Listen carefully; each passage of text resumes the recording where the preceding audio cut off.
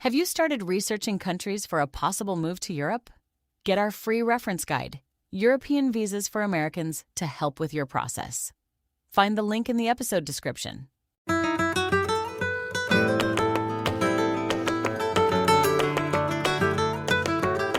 Hello, everyone. Welcome to Experts and Expats. We're so pleased to have Darien Wilson with us today. Darien is a specialist who helps people who are interested in immigrating to the Netherlands and expats already in the Netherlands. Welcome to Experts and Expats, Darien. Thanks so much for having me. Hey, Darien. Glad you're here. Okay, thank you. Nice to be here. Before we start, both Michelle and I, your co-hosts, we have some personal background to add to our topic today. I was remembering long ago, the Netherlands was like a move daydream for so many Americans, especially those admiring the progressive policies and personal freedoms in the Netherlands. You'd hear a lot, oh, I'd love to move to Amsterdam, even before more recent countries like Portugal, Italy, Spain. So it's exciting to learn. For me, I'm just curious about how people are making the move and how you're helping them, since we've heard about it for so long. Michelle, you have an experience as well. Yeah. I think I went to Amsterdam for the first time in 2001, and I remember being on one of the streetcars, and an American retiree was there, and he clearly saw we were Americans, and we got to talking, and it was like, that's like kind of planted a seed for me that, wow, this would be a really great place to live, and it's possible for an American. So fast forward, I was on a big kind of nomad journey across Europe in 2023 and had connected with a woman who was just getting a residency there on the DAFT program. And she told me how easy it was. And her partner at the time, who was Dutch, did her, like, all the paperwork for her. And so I was like, okay, I'm going to do that. Like, there wasn't a whole lot of prep. All of the things that we talk about here, it was just like, I'm fully employed. I'm free as a bird. My daughter's launched. I'm going to just do it. And just let's get like another residency, get one in Europe so I can stay longer. And so I did go through that process. I actually did get the residency card in 4 weeks, like from start to finish. And then things happened and I just let it go. I had to leave. Like, I got the card and the next day I was leaving to come back to the States. My mother was failing. My daughter was like changing things. And then eventually, by the time spring came around and like I should have gotten back there, I was, everything was different and I didn't want to go. And one of the reasons was the housing. So we're going to get into that later, but healthcare kind of played a part into it also. I would have had to pay for healthcare that I couldn't use. Right? Because I was not in the country. And then it was like, I didn't really have an address. I had a registered address that I was listed on, but I wasn't going to be able to live there. So it was a very weird situation. And so I just let it go. So that's kind of where we wanted to start. But Jeffrey, do you want to go back into your questions? Yeah. So Darien, I know we were talking about it earlier. We'd like to hear your origin story. You had another life and other businesses in the U.S. And so how did you get started with your business, Darien Goes Dutch? And what do you do for your clients? And what is the path the business is on? Is it evolving? Is it growing quickly? What's happening? So Darien Goes Dutch was born in the spring of 2025. I found that after the 2024 election, I was seeing an increase in the number of people who were reaching out to me to ask for advice. I had moved here in 2021. My husband and I own a software consultancy. We had one in Colorado since 2009, and we started our first business together in 2001. So we had been small business owners for a long time, and we came to the Netherlands using the DAFT residence permit because we were looking for a place where we could move abroad and stay self-employed.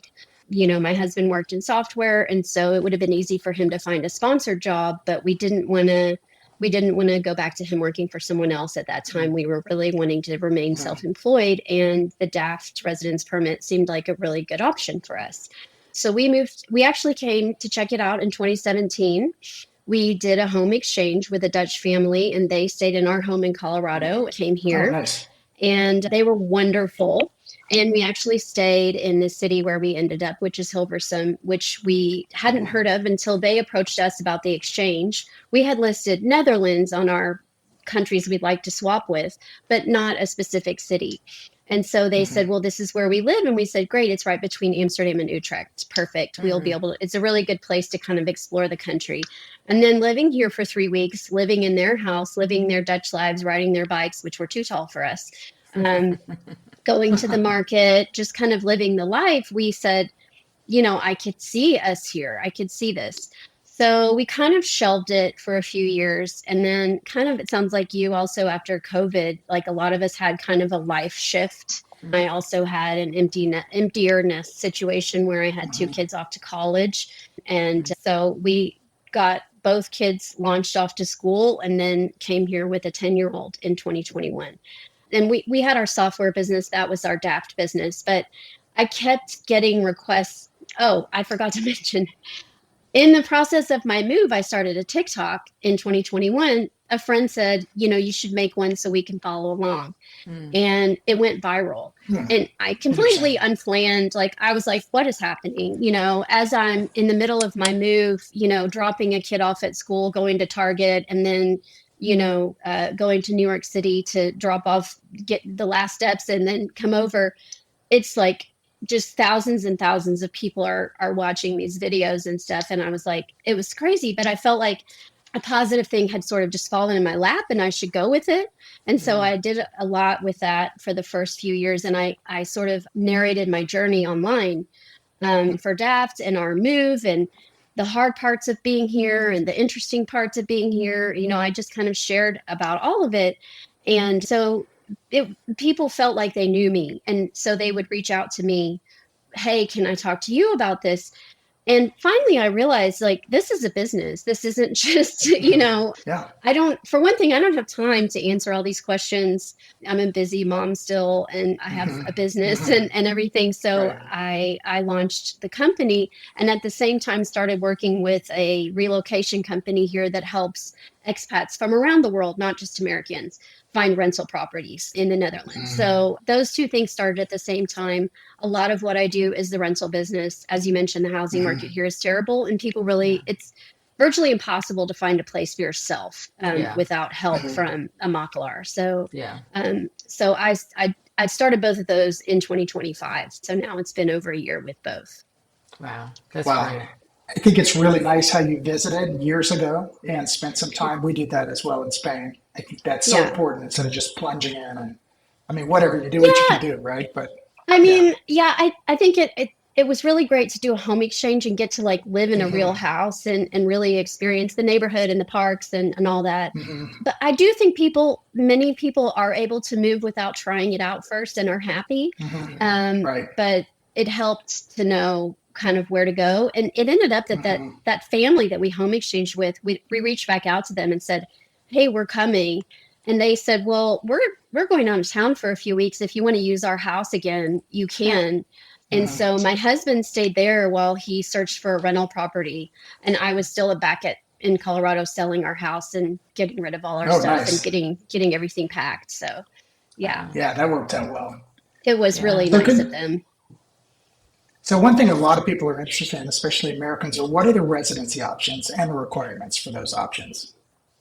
So the main call the DAFT easy, and there are aspects of it which are much easier than other countries. It's just if you have an American passport and you're not wanted by Interpol, you're pretty much accepted, And the thing that a lot of people don't jive with is that you have to have your own business. You can't work for a company here. Right. And so for us, that was what we wanted. And that was why we came here. But a lot of people want to use DAFT, but they've never been self-employed and they don't really know how to have a business. And starting a business is hard. Living on the income from your business is very hard, especially if there's more than not just you, but you have a family too. Starting a business is hard in your own country, in your own language. Exactly. It's extremely hard to start in a foreign country where you don't speak the language.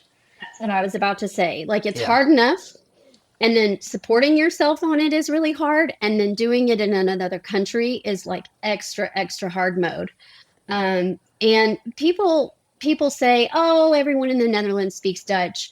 But when you live here, it's really hard if you don't know Yeah. Dutch Yep. because the letters you'll be getting from the government will be in Dutch. Yep. The letters about your business.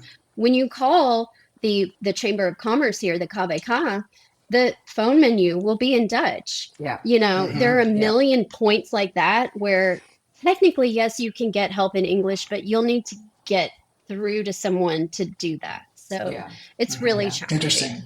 Yeah. So is there the a path actual- to dual? Sorry, go ahead. Yeah, there is a path to dual citizenship. However, the Netherlands is one of the few countries in Europe that doesn't allow.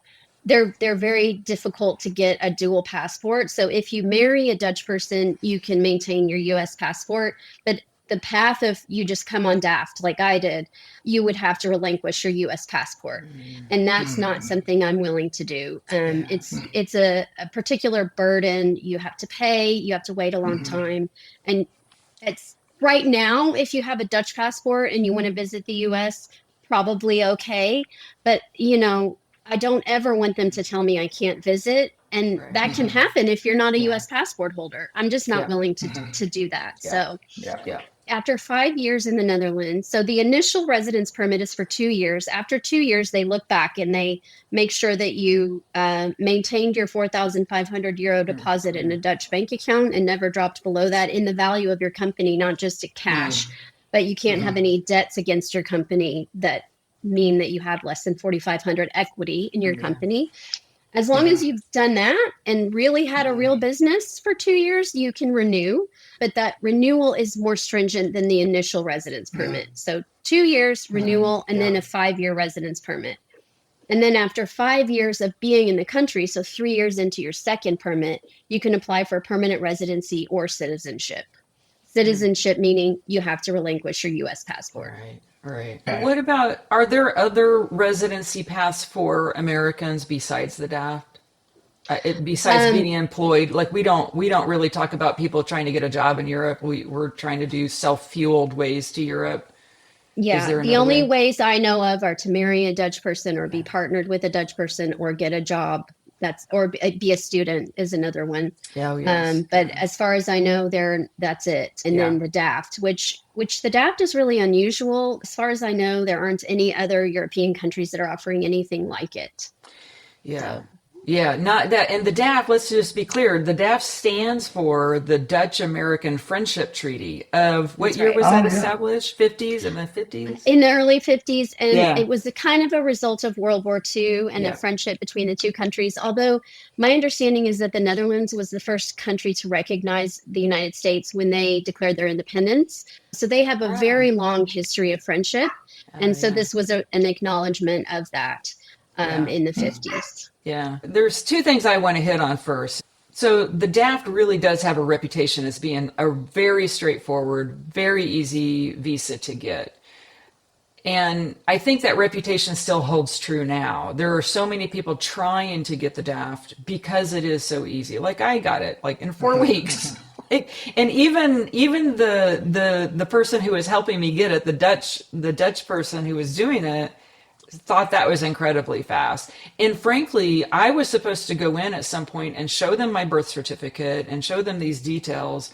And I had been traveling. I think I was in Slovenia or something for like a retreat or whatever. And I went into that appointment to do that. And they said, oh, you already have the visa. It's just going to come in the mail. Like, I didn't have to show that. Like, it was so fast. That's and I don't know. Well, you're supposed to, when you register with the city, you are supposed to, at that time, show your apostilled birth certificate. And if you've been married, your marriage license. If you've been divorced, you have to show that. Some people have struggled. They also ask for, I believe, a document saying you've never been married. Maybe this is when you get married or something. I don't know about that, the specifics of that, but I just know that Americans. So one thing they don't ask for that a lot of people are seeing when they're using AI to help them with their immigration is AI is saying you need a background check from the FBI, and that's not true. You don't need that in the Right. Netherlands. Yeah. There are some Right. And other that's, countries where you do need that, but you yeah, don't Spain, need you it do here. that. And Yeah. Portugal. I had to do that for Portugal too. Wow. Yeah, exactly. Yeah. So the DAFT was a little different when you came, when I came, that showing those things was a part of our steps. So the process has, right now, they have an expedited process where they basically say you're approved, and then you have 6 months to do all the steps. But when Okay. I came in 2021, we got here August 22nd, and we were not holding our residence permits until December Oh, because yeah. first we had to do all the steps, Right. and then we could submit our application. Yeah. And then we wait, and then they sent us a letter saying you're approved after about a month or a month and a half. And then we didn't actually physically have our cards until December. Right. So we couldn't get Wow. health insurance that whole time. We had no Dutch health insurance because they want to see that geez. physical card to give you your Right. insurance. Right. Same Right. here. So- Yeah. So while it is easy to get the DAFT, I have seen a lot of people online on the Facebook pages and Reddit, groups asking the questions like, "What business should I start?" like to go there. But so there's a lot of people like and people are telling them don't even try. Like you're not going to be able to get housing because you don't have steady income. You've never done a business Right. before, whatever. But on the flip side of that, I have seen some success stories for like very kind of blue collar service workers who are able to do it. People just knocking doors until they do get a job somewhere. Now, I don't know. Well, not a job, a client. A client, yes, right. But I actually have heard of people getting jobs that way, going on a tourist visa, knocking doors until they did get a sponsored job. But In the Netherlands, well. in the Netherlands. But like the success stories that I heard was like there was a hairstylist who said her business is booming. Like, she was just able to start a shop, but get a chair and just start working, and it's been great. So it's not impossible, but you have to understand if you have never been, like a hairstylist has always been in business for themselves. That's right. Right. I was going to say hairstylist is a good one, but one of the many caveats I would have is this is a very different culture, and what you can earn in the US, especially in a popular city, cutting hair, you cannot earn that here. The salaries here are much lower than the US, and everybody here rides their bike all the time. So Dutch hair culture is not the same as American hair culture. I'm from Texas, right? Like I have to do my hair. It's just like, it's in me. I have to do it. But many Dutch women just wear their hair in a messy bun. I remember I was at a back to school night and I looked around the room and every single woman had her hair in a messy bun, just like threw it up in a ponytail, not even looking in the mirror. Right. And so when you want to charge $400 to do someone's hair, there are going to be fewer customers here. Can you target expats? Sure. But there are only going to be able to be so many hairstylists in the Netherlands who can pull that kind of rate. Yeah. Yeah. And I think, when housing was more affordable, that could work. You can reduce your income, and because everything is cheaper there, like, I mean, not everything, but healthcare is cheaper, food is cheaper. I found the food to be much cheaper too. And I buy organic. But it's been going up here too. It's been going up here too. Going up here. Yeah. Yeah. Yeah. So energy is not cheaper. So power, your heating and electric for your home are significantly more here. They're very high. Yeah. And if you need a car, gas is much more expensive. The road tax and stuff are very expensive. So yes, some things are much cheaper. Healthcare, we were paying $24,000 a year for our family of 5 in 2021 because we were self-employed. And so we paid the whole cost of our health insurance. Right. And we didn't. And then when we accessed care, we still had to pay. We went to the emergency room in the month before we came, and it was $1,000 to walk in, have them glance at my daughter and say, that's not an anaphylactic reaction, and walk out. $1,000. Yep.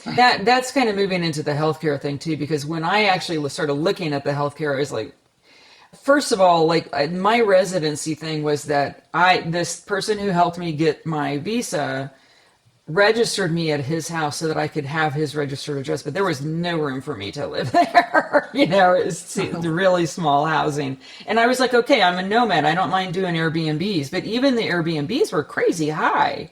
like Yeah. especially the Airbnbs, because it's that middle range was really so high because they're charging daily rates. Because they can, and I was between Amsterdam and The Hague, so it was in Wassenaar. So it was like I wanted to be that close because I was starting to talk about doing a business with my friend there. And I liked being by the beach, and I liked not having to have a car. Although being in Wassenaar, it was difficult. The bus system was Yeah. not as great there that I thought it was going to Right. be. Getting to the train was not great, So it was very polluted. Like that's probably the most polluted stretch of the Netherlands. But Really? yeah, every day it was like not good air quality. Even being that close to the beach, like it was just apparently because I don't even think there was industry there. But No, I so don't know about Yeah. that. so when I was researching, it was like you have to like pick your doctor based on your address, Correct. and I couldn't do that. Like I was gonna be a nomad and I didn't know where I'd be. And the last time I did that, I was harmed by my dentist. When I picked it like by zip code or closeness to me, it was like the worst experience ever. So also I do alternative healthcare. Like I usually just go to naturopaths or, alternative healthcares and I pay out of the pocket and it's fine. But like having like the primary care and all of that and having to pay because you have to pay every month.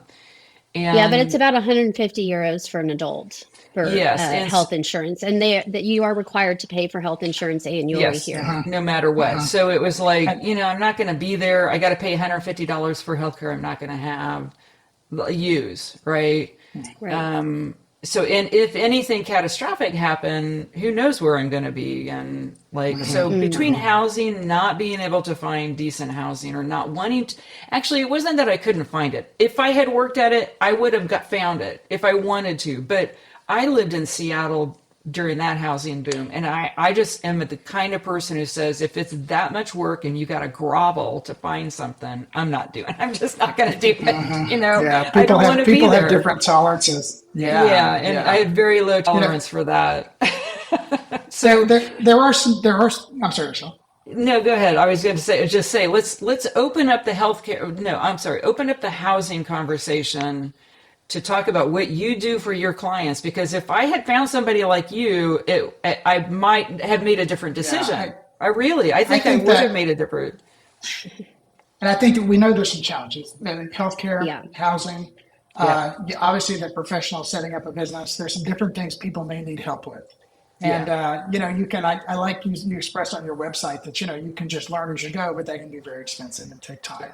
You Yeah, offer it's kind of a speed especially ramp. true with Yeah. business structure and taxes and stuff. You can Yeah. make some really big mistakes if you have a business in the US Yeah. and you move here. And I see a lot of people do it. I even see people say, like, oh, I just worked my W-2 job in the US. And it's like, you can't do Yeah. that. You can't. You Right, can't yeah. just So, keep working your W-2 job and live here. There are a lot of tax implications. And I'm not an yeah. accountant. I'm not a tax Yeah. professional, but I have been here almost 5 years and I've been on these DAFT pages and I've been watching the mistakes that people make. And Yeah.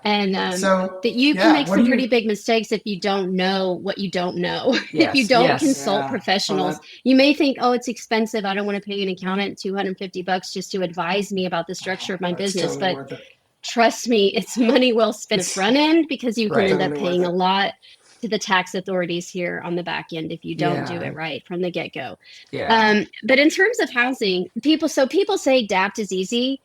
The housing piece is by far the hardest part. Yes. And the bottom line is the only way that housing here works for Americans coming on DAPT is to have a huge chunk of money and offer to pay rent up front. Yep. That is the Interesting. only workaround for the system here because Dutch landlords are very rigid in their thinking. Unlike Americans who are like, come on, let's make a deal. I'm sure we can compromise on something. They have no interest in doing that because they don't need to. Yeah. There's a line of people around the block with a Dutch employment contract, and they can. So there's no such thing as a credit rating here. Instead, what you have is a work contract. You work for a company, you have a contract. It's very hard to fire you, and that's what you go to your landlord with and say, "Hey, look, I've got a job," and they say, "Great, you can have the place." But if you don't have that work contract, which you don't on DAFT, then maybe you're self-employed. Of course, there are self-employed people here. There are lots of small businesses here where a plumber or something like that is, self-employed. In that case, they want to see 3 years of tax returns showing that your business is successful in the Netherlands. If you're like my husband and me, and you've had a successful business in the United States, they're skeptical that you're going to be able to make a go of it here.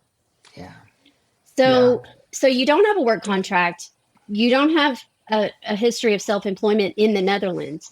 I would estimate that about 90% of rental properties in the Netherlands are not accessible to DAFTers. That's just based on the number of properties that I try to get my clients to a viewing, and they won't even consider my DAFT clients because they don't have a work contract. So you have an already extraordinarily tight housing market, and then it's further reduced by the fact that they won't even consider you when you're a DAFTer.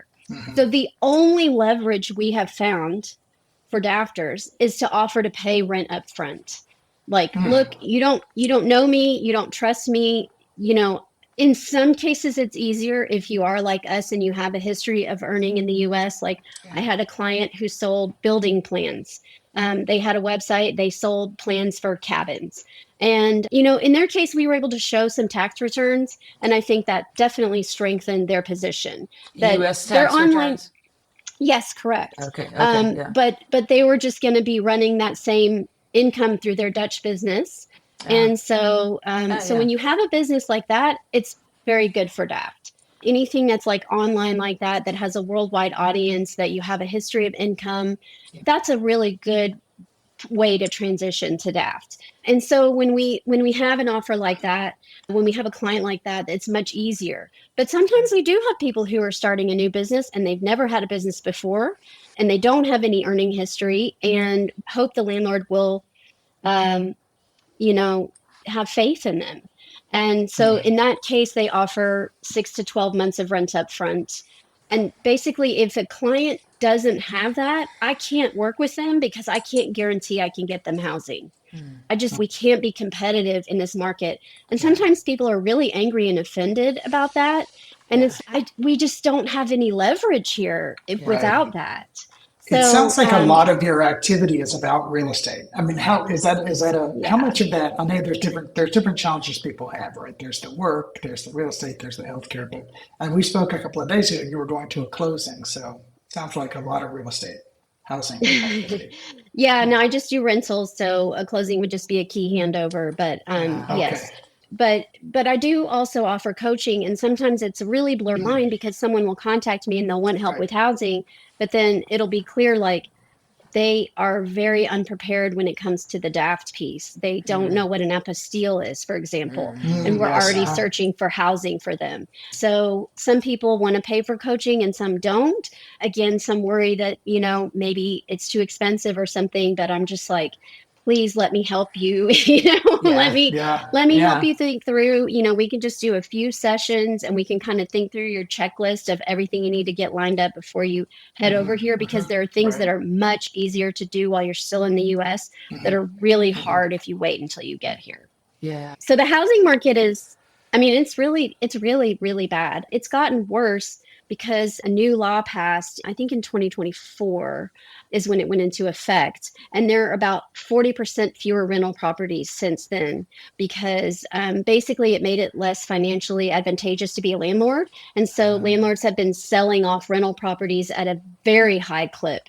Wow. What it has done, it has increased the number of particularly entry-level properties. If you want to buy an entry-level property, those houses have been the prices have been a little bit depressed because of the flood of properties onto the market.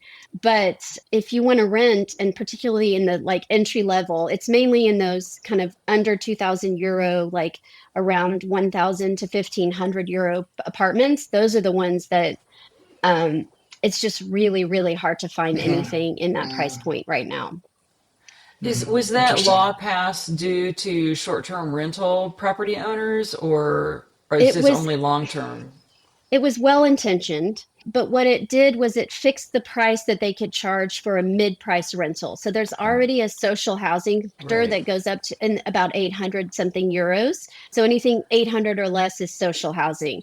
And then there was they created this middle sector where they said if the house has only X number of points, based on location, amenities, size, etc., then you can only charge up to a certain amount. So there are apartments that we're going for 1,700 that now the landlord can only charge 1,100 for the same apartment. And so that's why they're saying, I'm just going to sell it. I can't make anything on it. It doesn't even cover my mortgage.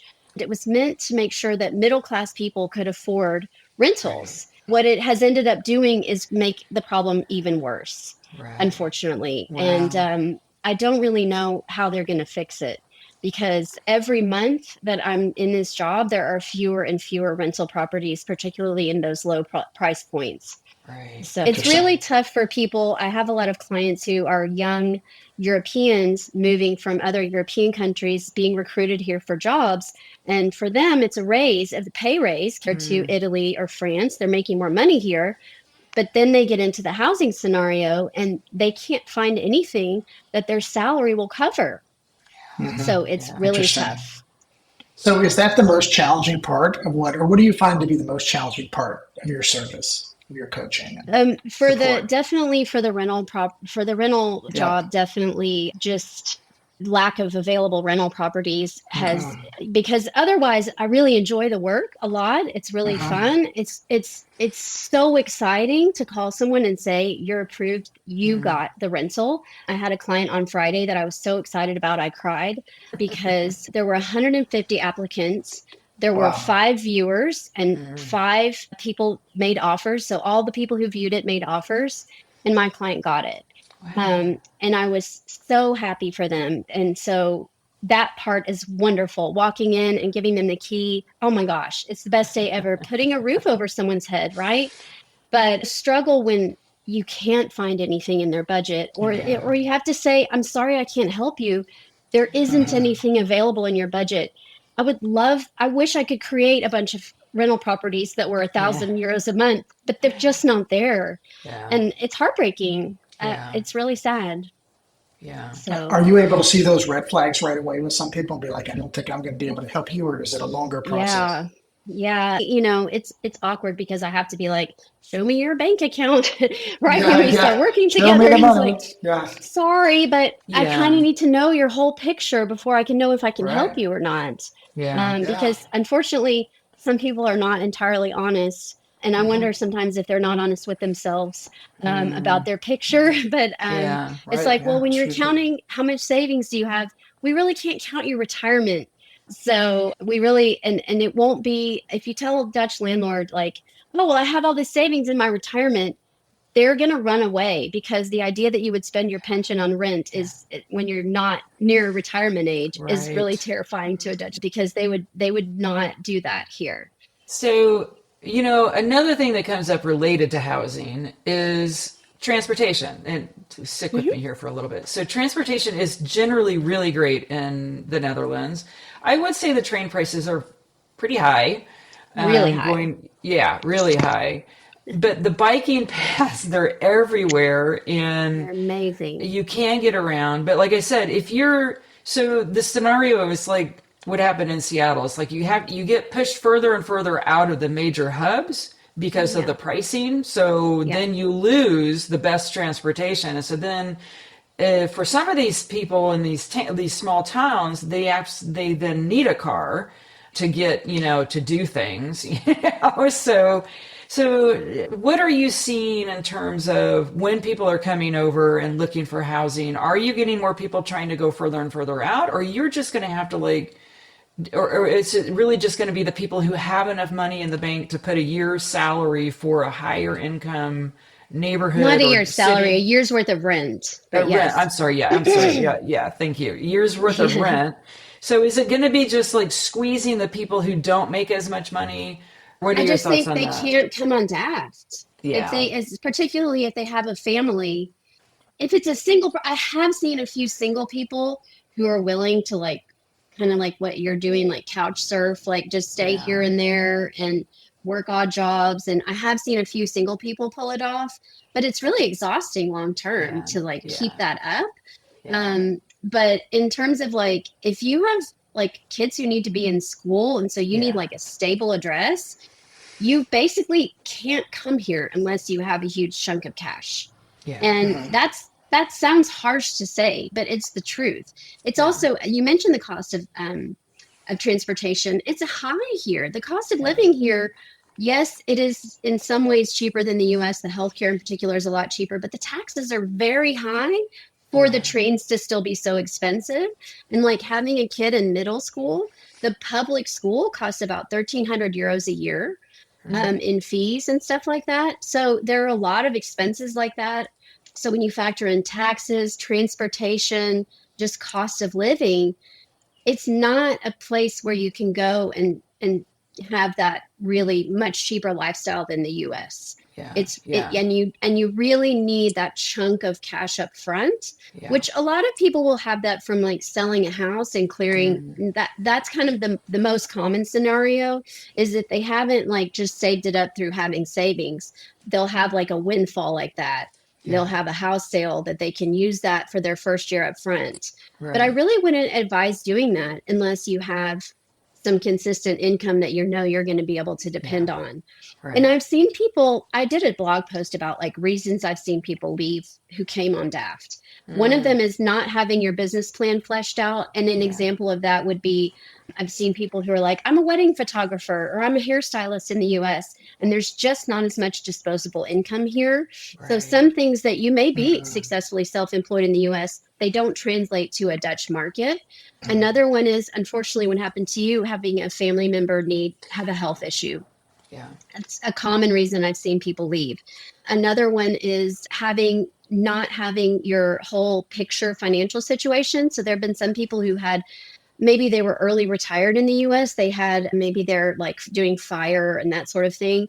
The tax rate here is not good it doesn't work with fire type situation. Having passive income from the US, the taxes here are so high. It's called box 3, which is your investments here. So your retirement savings in the US are not taxed at a high rate, but any like brokerage type thing would be taxed at a pretty high rate every year. And so that I've seen people leave, they came on DAPT and then they realized how much they were going to be taxed and they left. So those are just a few of the reasons that I've seen it not work out. And I would say you could also add housing to that, but I would say most people end up not coming because of the housing situation before they get here. But I have had people call me and say, it's me and my brother and our dog, and we can pay $800 a month. Find us a place. And I'm like, I can't help you. You know, it just, there's nothing. And part of the problem is people look online and they see there are listings at these prices, but they're for Dutch people who Dutch people have been waiting on waiting lists for public housing for like 10 plus years. So you're not going to waltz in and get that public housing. You know, and nor should you, as Americans, nor should you. There is also a lot of resentment here of people who come in and pay a year up front and get ahead of someone with a work contract, right? So I think that's something to keep in mind, is what is the attitude toward people. You know, it's something to know that there will be resentment. And that's something that's hard to consider. I think as an option, it kind of, again, depends on where. There is someone on the DAFT pages who bought kind of in a more remote area. And you mentioned that as an option.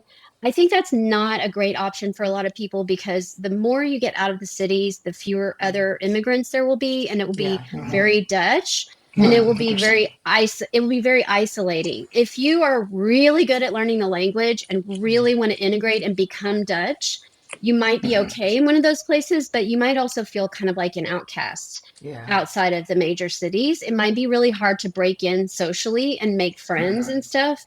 So even in smaller cities, like in the Randstad, which is the area from Amsterdam south to Rotterdam along the coast there, that's the Randstad. Throughout the Randstad, there are smaller cities like Wassenaar and Hilversum.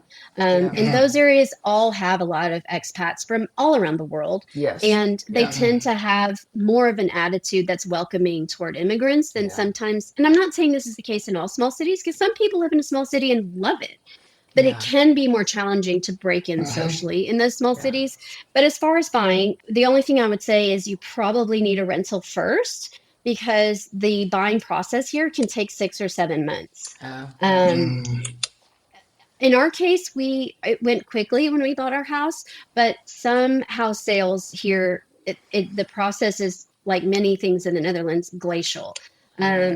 You know, you mentioned immigration and how easy it was to get your residence permit. I find in general, bureaucracy here runs a lot smoother than in the US, and it's easier. I think it's probably, from what I understand, a lot easier to deal with than that in like Portugal or Germany, where I hear horror stories from other expats about their experience there.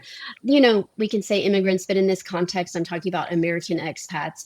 In the Netherlands, the bureaucracy to me is very friendly, straightforward. You can call the immigration office. They will answer your questions very nicely.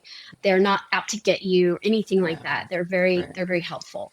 But in terms of buying a house, it's a domino thing where the person you're buying from, they have to then find another house.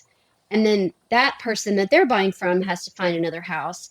And so that's the delay, is they'll sell you their house, but then they'll say, but I'm not going to move out for 4 months or 5 months. Contingent. Yeah. So that's it can just take a really long time because of that whole domino effect of the housing crisis affecting how long it takes them to find another place to move, you know? So it's just a slow process. So you need somewhere to live while that process plays out. And then you cannot get a mortgage here if you're new here. You would have to have at least 1 year tax return, and then it's still a really, really, really big challenge to get a mortgage. So the people who get a mortgage here generally have like one spouse that's employed, and that's what their mortgage is based on, that work contract, not the DAFT income. Unless you've had like the 3 years of tax returns and you're able to show consistent income. So yes, you can buy here, but usually not right away. Or if you do buy right away, it would have to be for cash, and then you'd have to have quite a bit of cash. You touched on something earlier, and you know, a question you hear a lot when people are moving. I hear it about Spain. Is it easy to make friends? Do the locals want to know you?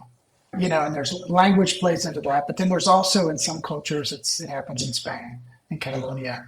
They're not really eager to know foreigners for some reason. They like I hate to say their own tribe, but it's kind of the way it is. Great people, but does that happen in the Netherlands? I mean, is it easy to meet locals? Yes, or make it's friends? definitely something that people here talk about as a challenge. Dutch people tend to stay friends with the people they went to high school with. Nice. And they kind of don't need a new friend. And also, to be fair to them, many of us who move here leave. So they don't want to get their heart broken over and over again by forming a strong friendship when you're just going to move on. I'm fairly outgoing and tend to make friends fairly easily. And so I've had pretty good experience making friends here, but it still takes a really long time to develop the kind of deep friendships that you get over years. And it is something that I miss, you know? So I think my top advice for making friends and building community is to join something. Get out of your house, get off your computer, get off your phone, and join something live in person. So in our family, my child plays a sport and we are friends with the other parents, and we have to go to I have to serve, I do bardienst, which is serving food during the games. I have to cook fries and stuff during the games. And that's a really good way to be in the community and know people and learn the language better. And I've also made friends with other families where like one parent is English speaking, from an English speaking country, and the other parent's Dutch. So they're an international family as well. And so they are more likely to be open to making friends from another place because they've been there. And then my husband does rowing. He's in a rowing club, and he did his bardienst there yesterday, serving coffee. So just, it gets you out of the house. And he was like, you know, I should do this more often. I really enjoyed it. It was so good to be just around people and getting better at the language and getting a better understanding of the culture. You just learn so much when you get out of the house. And then I'm in an international women's choir, which has 100 women from like 30 different countries. There are a bunch of different languages spoken, and it's really wonderful to be around and to share cultural moments with all these amazing women. I was a big choir kid in high school and haven't done it in 30 years. And so it was really fun to return to something that I used to be good at. And it's just very joyful to be part of that group. Nice. So I would just recommend whatever it is, if it's running, photography, whatever your interest is, go join a group, get out of the house, get off the social media platforms and be in the world in real life. And that's how you'll build community, so that inevitably something bad's going to happen and you're going to need support, and you want someone bringing you casseroles. And if you want someone bringing you casseroles someday, then you need to be taking people casseroles when they have a baby or whatever it is. You need to be providing that support to people in your community, and then someday it'll come back to you. So that would be my advice for getting comfortable, because many people here do complain about how challenging it is to make new friends. But like I said, I haven't really struggled. We want to get back to the healthcare thing too, but what is the hardest part about settling into the Dutch culture? When people first arrive, what would you say is pretty common for people to struggle with? I think when you first arrive, if you've had a baby, it's very similar.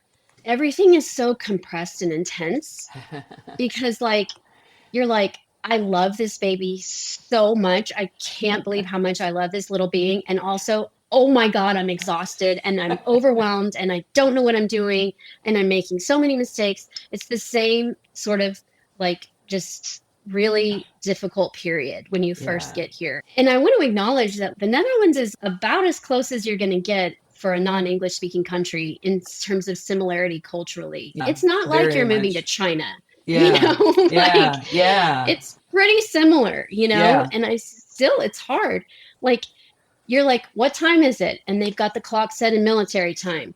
And how much does this piece of cheese weigh? I have no idea what a kilo is. I went to the market and I was like, I asked for butter, and he looks at me and he goes, a kilo? And I was like, yeah. And then I ended up with a month's supply of butter,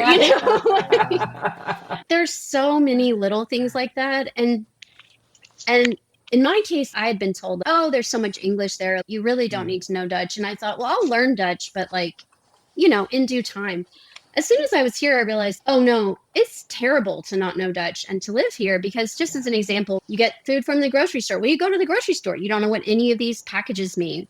You have instructions for cooking the pasta or whatever, can't read it without using Google Translate. Thank goodness for Google Translate now. I can't imagine how hard it was 30 years ago. But you're riding your bike on the route that you normally take. And then all of a sudden today, there's a sign, there's construction. You don't know what it says. And Dutch people will say, well, you can just ask someone, but you're going at bike speed. Do you stop and get off and Google Translate? There's just a million points in the day where you encounter the language. And if you don't know it, it's really limiting and really frustrating. And so Duolingo isn't enough. You have to take classes. And you have to take lots of classes, and eventually you get there. But if you're my age, if you're in your 50s when you move, it's really hard to learn a new language. My kid picked it up like a sponge. My kid speaks at a level that native speakers have said, we can't tell that she's not Dutch. That's amazing. She came here at 10. And did a year in a language school and then went to regular Dutch school. And she doesn't even have an accent. Meanwhile, I'm struggling. This old brain is not what it used to be. I know what you mean. I find that it's good and bad days. I'll come home and announce, I did the whole doctor's appointment in Spanish without problem. Good job. No, that's great. And then there's other days where you're like, I'm useless. But anyway. No, but I'm jealous that you have Spanish, because Spanish, growing up in Texas, was the language we were exposed to. Spanish was everywhere. You just heard it all the time. It would have been much easier to adjust to moving in Spanish. Dutch, I had never heard in my life before I came here in 2017. There are many similarities with English. There's a lot of vocabulary overlap, but the grammar. Well, there's a lot of similarity to German also, because I had studied German in high school and college, and it was like, oh, this is familiar.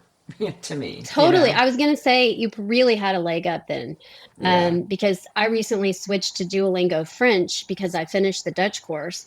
And with the Spanish that I knew, I'm like, oh, I know what this is. Yeah. It definitely is like a shortcut. Yeah. I think culturally, one of the things that is the most different from America is the attitude around standing out. Because in America, particularly like in high school in America is like for extroverts, right? It's all about standing out and being the best at everything. And here there's discouragement to be the best at everything because there's a saying, the tall grass gets cut. Being normal is crazy enough. Like there's a real pressure to conform here. And my theory is that it goes back to like all the days of trying to keep the water at bay. And look, get here, dig this canal with us, because if not, we're all going to drown. And you who's acting up and acting like not normal, get out of here. We've all got to survive. So, I think it's maybe rooted in that years and years of scrappy survival against the water here in the lowlands. But as an American, it's a really different culture around blending in and standing out. And a lot of people think the Netherlands is very progressive, but in many ways it's pretty conservative. That's a sort of a well-kept secret. I would say it's more tolerant than anything. It's very big on tolerance, but not necessarily embracing people who are different. Interesting. Yeah, that's not something you know of. Yeah. And there's also a kind of lack of food culture. Most Dutch people will eat a piece of dry bread with a slice of cheese or several for breakfast and lunch. And ham. Wow. Ham and cheese. Maybe ham. Yeah. Any condiments? Yeah, maybe some condiments? Ham. Dry. Yeah. Okay. And that's a common bland lunch. Yeah, very bland. Now, I think there's some great food here from other cultures. You can get great Vietnamese or Thai or Indonesian in particular is really good here. If you like Surinamese food, so there are some wonderful foods from other cultures, but Dutch cuisine. Yeah. And I think it's because it's that Calvinism. It's rooted in that, like, don't enjoy that too much. You know, and don't take too much for yourself. Like just take what you need and that's enough, unlike like the French or the Italian food culture, which is so much more fun, in my opinion. Yeah. Well, that kind of leads us naturally into healthcare. Like if there's a lot of cultural pressure to stay thin or stay healthy, because it is very health focused. Except for the smoking. Yes, that's true. And I don't mean like that kind of smoking, coffee shop smoking. I mean cigarette smoking. Yeah. There's a lot more smoking here than I ever saw in the United States. Yeah, I did see it I saw it in the 70s and 80s in the United States. I haven't seen it in many years like this in the United States, but my daughter did a rowing camp and we were walking to the car and there was this other girl that was in her rowing camp that came and sat on the back of her dad's car with her dad and shared a cigarette after rowing camp. She was about 14 or 15 years old. You see those sorts of things. Now, that's not super common, but I do see the kids standing right outside the middle and high school smoking right where the school can see them. They're right there. No one stops them.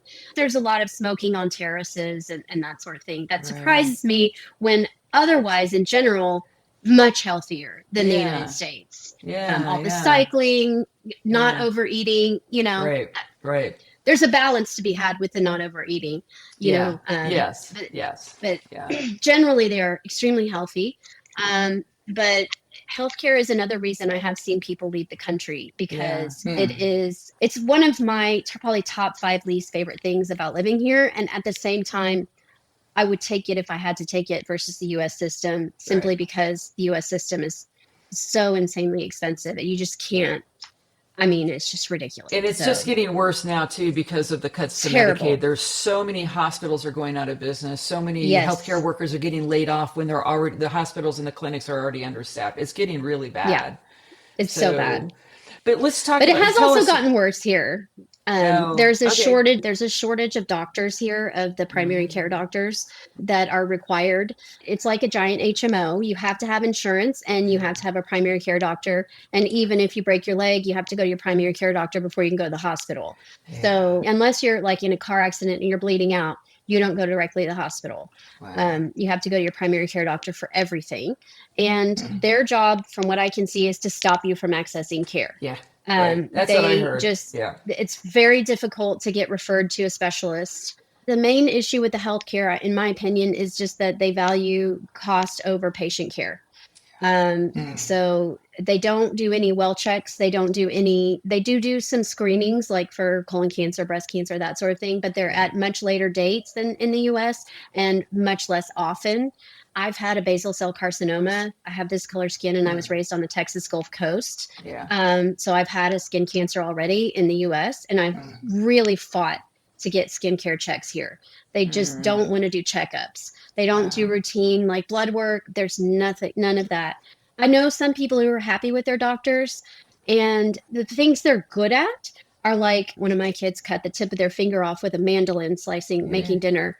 And they're really good at like that kind of acute care, ear infections, that sort of thing. They're really good at that kind of thing. But when it comes, if you had like a mystery illness that was really hard to diagnose, I would not want to be in the Netherlands. Yeah. Yeah. So that's it. It's to me, it's one of the least fun things about being here, especially being older. Yeah. And that's what I've heard too. And there's joking on some of the boards that I've been on that they always say, oh, just take a Tylenol. Like, paracetamol. Like, everything. Take Paracetamol. Yeah. Yeah. You go to the doctor. That's what the primary care doctors do. No matter Yeah. what you have, they say take paracetamol. It's very difficult to get antibiotics if you have like. Although, I mean, in our case, I feel like our doctor, we kind of have a truce with our primary care doctor, and he sees us coming and he's like, fine, whatever. What do you want? You know? I know, he's like, these crazy Americans, here they come. But like my daughter had a pretty bad case of strep throat and she was able to get antibiotics. So nice. We've kind of learned, part of it is learning how to work the system. Yeah. You have assumptions about how healthcare works coming from the US that are just wrong. Yeah. You know, my husband was here in the first week he was here. He tripped late at night and split his chin open and needed stitches. It was not going to stop bleeding. And so he just went to the hospital and they were like, what are you doing here? And he was like, well, obviously, like, you know, like I'm bleeding everywhere. Obviously, that's why I'm here. Yeah. And they were like, I mean, I guess we'll see you. They don't even know what to do if you just show up on their doorstep. Wow. But we also don't know what to do because here you don't just go to the hospital. You have to call the after hours GPs and then they would have probably said go to the hospital, but then they would have been expecting us. So just learning the systems is a real challenge. And that's yet another one of those things that makes those first few weeks or months here really hard.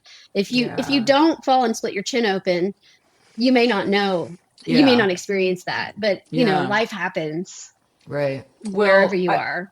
Yeah. So I have two completely diametrically opposed like anecdotes about healthcare and cancer in the Netherlands. The person who helped me get the DAFT visa was diagnosed with cancer during that time. And his care was exceptional and cost nothing. Absolutely. Yeah. Right? Yep. And then the other one was that I read about a woman who died as a result of the hospital losing her results that said she had cancer. They never told her, and she didn't check back up on it for like a year or two.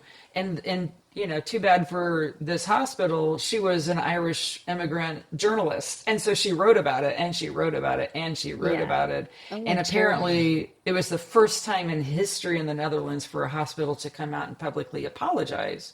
Wow. And admit, because apparently it's a very patriarchal, very 1950s, we know better than you, and we are in control of everything. That was what she came out. And I think it's been a while since that happened, but it was one of the other reasons, like I kept reading about these kind of horror stories. It's like, look, man, I've already opted out of the US healthcare system. I go all alternative because of a health crisis that I had back, you know, in the early 2000s. So I very much take care of my own health.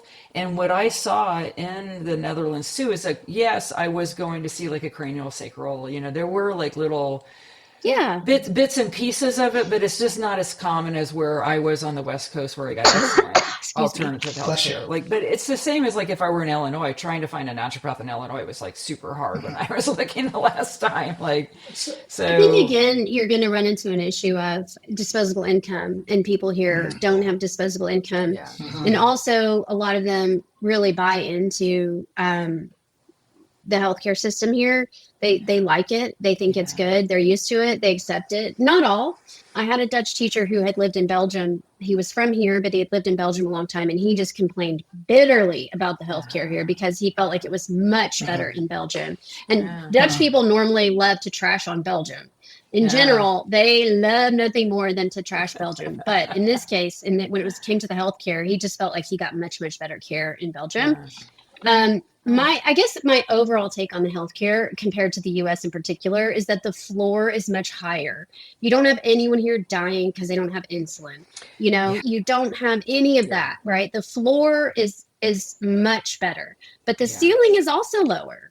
And so it's more of a middle thing. And I know of people here quite commonly who cross borders to get healthcare elsewhere because they cannot get the care they need here. So if it's just a personal, like, if you don't have a health issue, you might be fine here. But if you have, especially if you have a zebra problem, it would be tough to be here. But I do think let's say you had something like, a friend of mine died of ALS. If you had something like there and you did get a diagnosis, I think you would get fantastic care. Yeah. Are there private options too? Oh, pardon me. Are there private options that people use? Not really. Sort of. I did I talked to my doctor into referring me to a private clinic, but I'm not really clear on like how private it is because my Dutch health insurance covers it.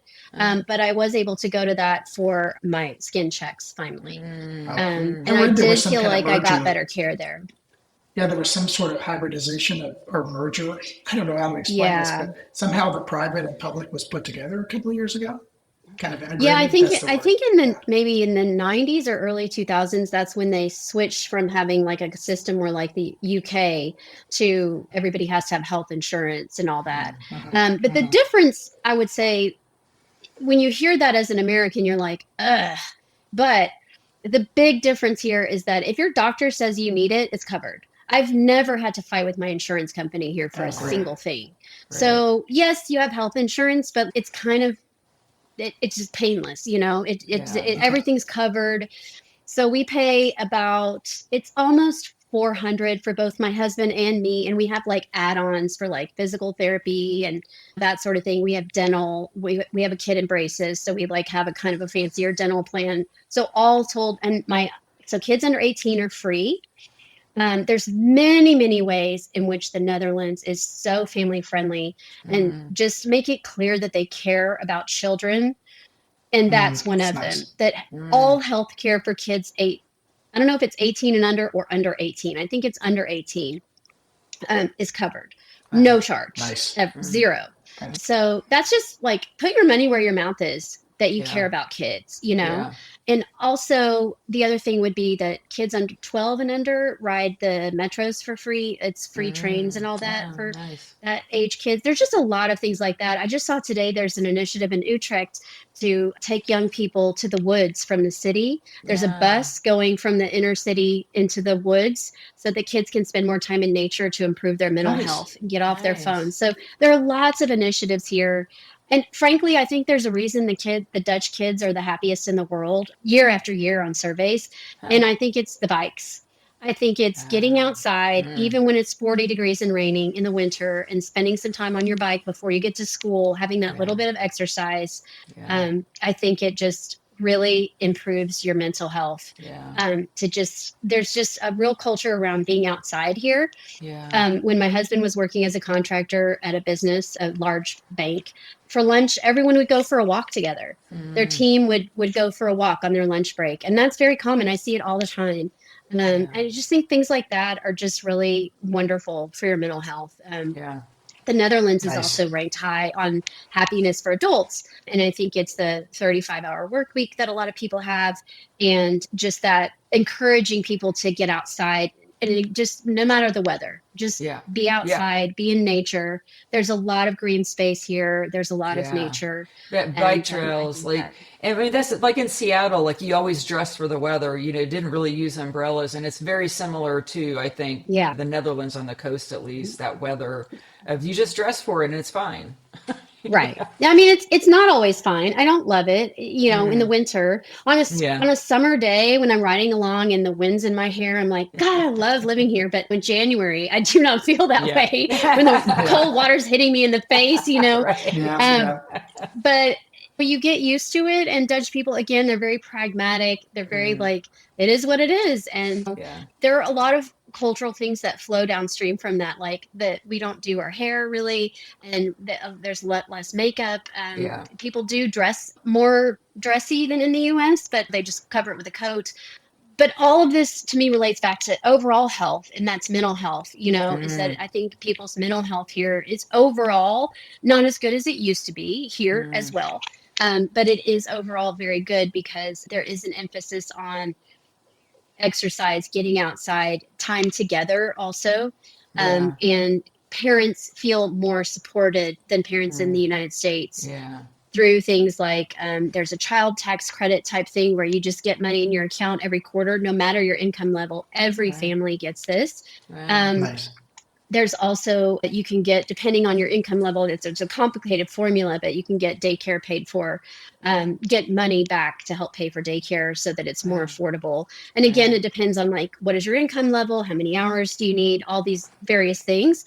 But there is help to pay for childcare, which, of course, there's nothing like that in the US. Yeah.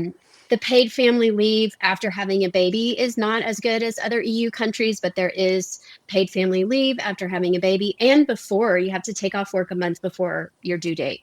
Wow. And one of the coolest things I think the Netherlands does to support families is they have this thing called a kraamzorg, which is like a postpartum doula.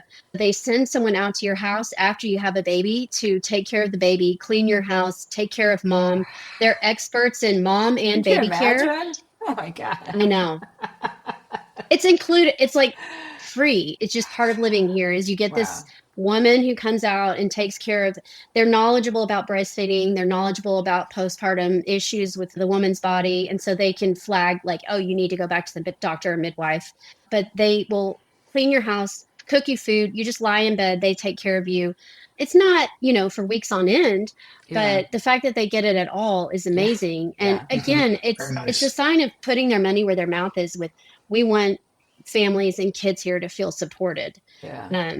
It's really, I Wow. think, a wonderful thing that they do It's here, a Very shocking nice. difference to how it is in isn't the it? US. I mean, the Sounds US like is just civilization. cruel. Yeah. Yeah. Yeah, the Yeah. US is just cruel when it comes Yeah. to new motherhood. Like Yeah. something like a huge percentage of new mothers have to go back to work within 4 weeks of having a Yeah. baby because there's no paid leave, Yeah. you know? I mean, Yeah. it's just terrible. And you don't see a doctor usually for 6 weeks after you Yeah. have give birth, Yeah. you know? Mhm. Yeah. It's Yeah. just, it's a real contrast here. Yeah. So, So I I recently when I left Europe the last time I was in Istanbul and I actually did one of those checkups, like full body checkup oh, I for want to do one of those everything. someday. Yeah. It was amazing and it showed me things that I had no idea was going on. So it was really wonderful and Interesting. I plan on doing it regularly now that I've had the full sort of like Yeah. MRI, CAT scans, like they looked at everything. That's so And cool. now that I know like the things to watch for, I don't have to get everything every time, But it sounds like that's an option because I actually was thinking, well, there must be some good medical tourism within Europe that would be easy to get to if I were going to settle in the Netherlands. A lot of people like kind of take it like, well, oh my God, it's just the healthcare is the reason not to go. I don't think it is because if you have a mystery illness, there are options. And this Yeah. hospital that I did this in Turkey has a connection in Germany. They have hospitals in Germany too. So I would imagine that you could probably get into the Germany one also, and that it would be Yeah. cheaper than trying to fight the system in the Netherlands just to get a Yeah. picture. Like, what's going on with that, with my lungs? What's going on with my brain? Like, If you had like a very specific symptom that like I think you could get a scan. here. But if you have something vague, then it's harder. Yeah. Yeah. And it's like, where do we even start? It's harder to get the GPs to do that. Obviously, some people have GPs they adore. They're not all bad, but it just feels like kind of generally they are a barrier to care that they stop you from going to specialists. Yes. Whereas the plan I had in the US, we just could go directly to a specialist. So I didn't really go to a GP most of the time because I just went straight to the dermatologist. We were talking about how your job being tied to your health insurance puts you in a difficult position. Well, your job being tied to your residence permit really puts you in a difficult position. Yeah. And so there have been stories in the Netherlands about particularly migrant farm workers who've been treated terribly here. But it happens in office jobs too, that they just, it's a position that's not great to be in. And so one of the nice things about DAFT is that if you come here on a sponsored job and you can make it go with it on DAFT instead, that's a nice backup. I've seen people come here on a sponsored job, switch to DAFT, and I've seen the reverse. I've seen people come here on DAFT and switch to a sponsored job. It's nice that there are those options. Right. And I also did want to share that I'm in the process right now of applying for permanent residency. This is not required. I could keep renewing my DAFT in theory and stay here indefinitely on DAFT. I don't want to do that because when you have permanent residency, you have some more freedoms than you have under DAFT. Like you could get a job, or you could, you don't have to keep that 4,500 in the bank. And, it's just a little less pressure. Because right now it's like at any point, immigration could say, show me your books and is your business doing well? And so you have to be doing well with your business all the time, which it's going fine. But what if it wasn't, and so also I worry a bit about, as I get older, disability and that sort of thing. So it would just be nice to have that reassurance of permanent residency. So after 5 years, you have the option to apply for permanent residency. You don't have to, but I'm choosing to. And what that entails is what they'll do is they'll look back at, have I followed all the rules of DAPT the whole time I've been here? And then I also have to pass language tests. Right. So there are 5 tests. There's listening, speaking, reading, and writing. And then there's one that's knowledge of Dutch society.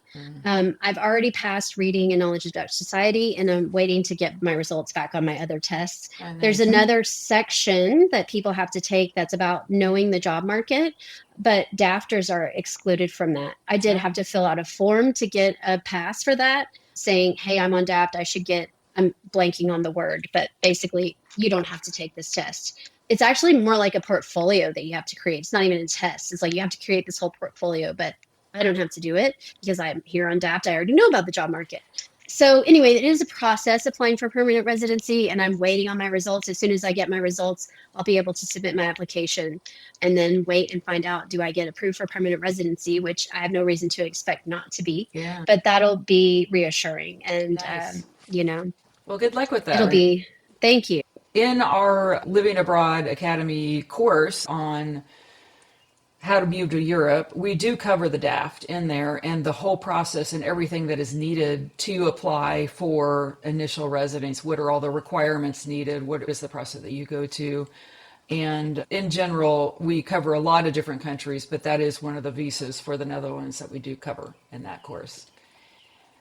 Also, Great. One of the things that we do as a bonus in that course too is to talk about the process of maybe starting the journey as a student. Go and get a master's in the Netherlands, because then after you graduate, you do get a window where you can stay to look for a job. And it's a way that you, as a student, you're starting to acclimate within that culture and seeing if maybe you do want to stay longer and then go the route of getting a job that way. So just an idea. That's a good point. I've known people who did that. I've known people who came in as a student and then switched to DAFT for a while and then got married and got a Dutch passport. There are lots of different, once you're here, life happens, right? Yes. But I did want to mention, you were asking about coaching earlier. With my coaching clients, it's very much individualized because everybody's story is so different. Do you need to worry about schools or do you have grown kids? Do you need to worry about retirement or do you already have that saved up? My coaching is very much like bespoke. It's like to your situation because everybody's situation is so different. Yeah. So I did want to throw that out there. Yeah. And I think that there's so many young people that want to leave the US. in the Netherlands. 40% of women under 40, I've read. Our Wow. demographics on YouTube is like all women between like 25 and 45. So Yeah, that student path may be the path because they haven't established themselves. They don't have a lot of wealth right. yet, right? And so like a lot of the conversations about some of these countries is like you just got to have money. So you have to be older or have a windfall, right? Or whatever. Yeah. So Unfortunately, for students, the housing is also a problem. They yeah. don't really have dorms here. And there have been, like a couple of years ago, the University of Amsterdam said, if you don't have housing lined up, even if you've been accepted, don't come. Like, Wow. it's on you to get housing lined up. We can't Yeah. help you. Yeah. So, unfortunately, the housing crisis has really impacted students as well. That's Yeah. really I unfortunate. have, I've That's actually tough. heard of a couple cases of students who came and they're actually homeless. They're sleeping on the Yeah. street. Jeez. Like, so, There are very few unhoused people here, but yeah. yeah, that doesn't surprise me Yeah. because there's just a lot of the people I know who have kids here who grow up and go to school here, they stay at home and commute an hour or more to class. Yeah. And then after they've been there a semester or two, they meet people and then they find the housing through Right. connections. Right. And this is even people who work in my industry. So they are literal like property experts. Their kids Wow. are living at home for a semester or two because there's just no student housing. Right. So Wow. unfortunately, the housing crisis, there's a housing crisis in the US too, but Yep. it is worse here. Yeah. For a Interesting. lot It's of good the to know same that. reasons. Darien, thank you so much. It's been Yeah. such a pleasure meeting you and hearing about your services and all your insights on the Netherlands and advice. We're going to place information about your services, Darien Goes Dutch, in the episode description so people can access your website there. Thank So you. thank you Yeah. again. Thank you, Thanks so Darien. much. It's been a pleasure to be here. Thank Yeah. you. Great conversation. Thank you. Yeah. Take care. Okay.